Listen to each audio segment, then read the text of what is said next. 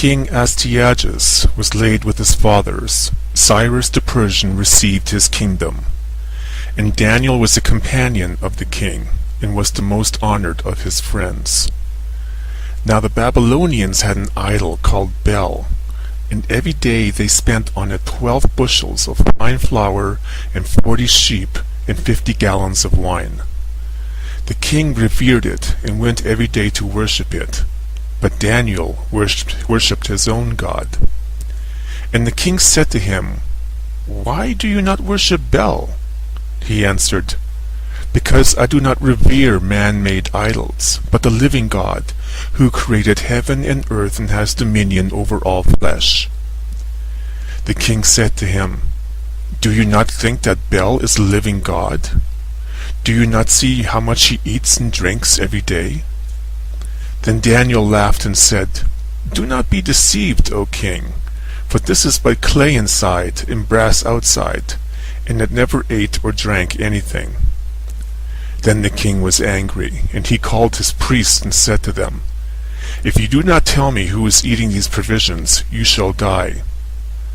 But if you prove that Bel is eating them, Daniel shall die, because he blasphemed against Bel." And Daniel said to the king, "Let it be done as you have said."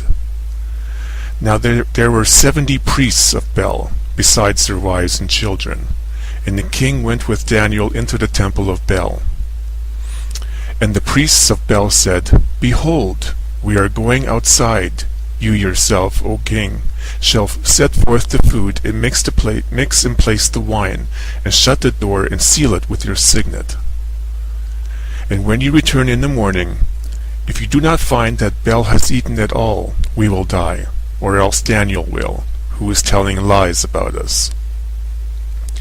They were unconcerned, for beneath the table they had made a hidden entrance, through which they used to go in and regularly consume the provisions. When they had gone out, the king set forth the food for Bel. Then Daniel ordered his servants to bring ashes and sift them throughout the whole temple in the presence of the king alone.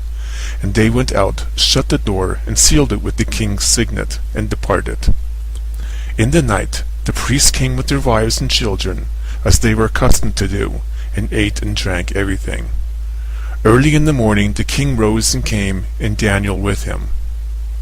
And the king said, "Are the seals unbroken, Daniel?" He answered, "They are unbroken, O king." As soon as the doors were opened, the king looked at the table, and shouted in a loud voice, "You are great, O Bel, and with you there is no deceit, none at all." Then Daniel laughed, and restrained the king from going in, and said, "Look at the floor, and notice whose footsteps these are." The king said, "I see footsteps of men and women and children."